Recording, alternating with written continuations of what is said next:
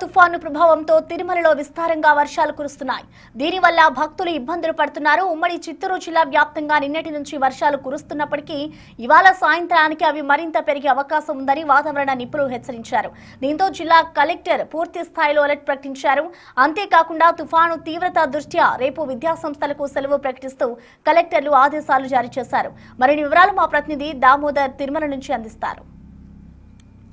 దిత్యా తుఫాన్ ఫలితంగా ఏదైతే తిరుమలతో పాటు తిరుపతి జిల్లా వ్యాప్తంగా విస్తారంగా వర్షాలు కురుస్తున్నాయి. ప్రస్తుతం మనం తిరుమలలో ఉన్నాము. తిరుమలలో ఉదయం నుంచి ఎడతెరిపి లేకుండా ఒక మోస్తరు వర్షం కురుస్తుండడంతో భక్తులు ఇబ్బంది పడుతున్న పరిస్థితి.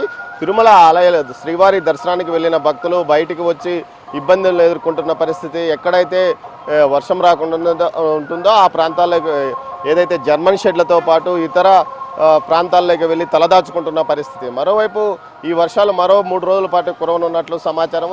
ముఖ్యంగా దిత్యా తుఫాన్ శ్రీలంకలో విలయం సృష్టించింది. సుమారు 86 మందికి పైగా మరణించారు. దీంతో పాటు విస్తారంగా వరదలు ఎక్కడికెక్కడ రావడంతో ఆవాసాలు కూడా కోల్పోయిన పరిస్థితి.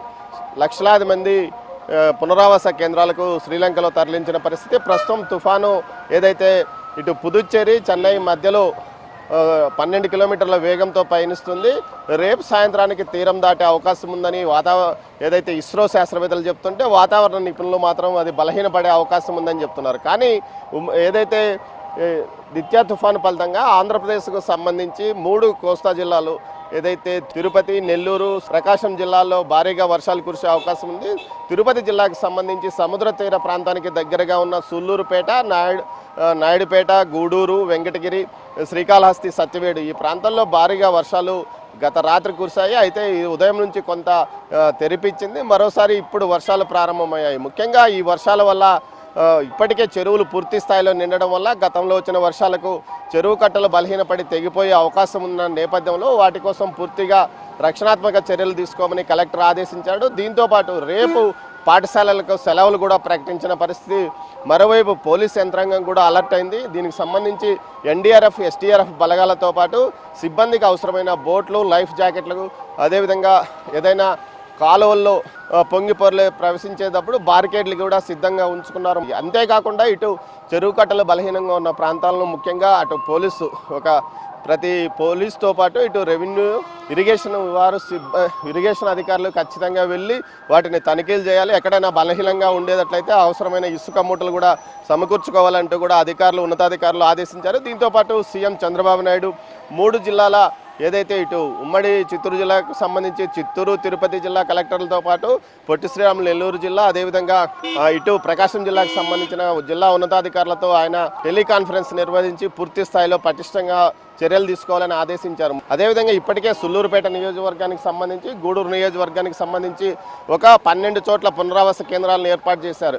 ఏదైతే వర్షాలు భారీగా వచ్చే అవకాశము, సముద్ర తీర ప్రాంతానికి దగ్గరగా ఉండే చోట ఇబ్బందికరమైన పరిస్థితి ఏర్పడితే ముందు జాగ్రత్త చర్యగా వారిని పునరావాస కేంద్రాలకు తరలించాలని ఆదేశాలు జారీ చేశారు. అందుకు తగ్గట్టు కూడా వారికి పునరావాస కేంద్రాల్లో ఉన్న ఆహార పదార్థాలను కూడా సిద్ధంగా ఉంచుకోవాలని ఆదేశాలు చేశారు. ముఖ్యంగా మంచినీరుతో పాటు ఇటు ప్రొవత్తులు, ఏదైతే బ్యాటరీలు సిద్ధంగా ఉంచుకోవాలని కూడా చెప్పడం జరిగిందని అధికారులు అంటున్నారు. ఇందుకు సంబంధించి నిన్న ఉన్నతాధికారులంతా సమావేశం ఒక రివ్యూ కూడా నిర్వహించారు. అంతేకాకుండా శ్రీకాళహస్తి, గూడూరు, నాయుడుపేట, సుల్లూరుపేట ఆర్డీఓ కార్యాలయంలో ప్రత్యేకంగా కంట్రోల్ రూమ్స్ ఏర్పాటు చేశారు. అదేవిధంగా చిత్తూరు, తిరుపతిలో కూడా కలెక్టరేట్లో కంట్రోల్ రూమ్స్ ఏర్పాటు చేసి 24/7 రీతిలో అధికారులు సిద్ధంగా ఉండే విధంగా చర్యలు తీసుకుంటున్నారు.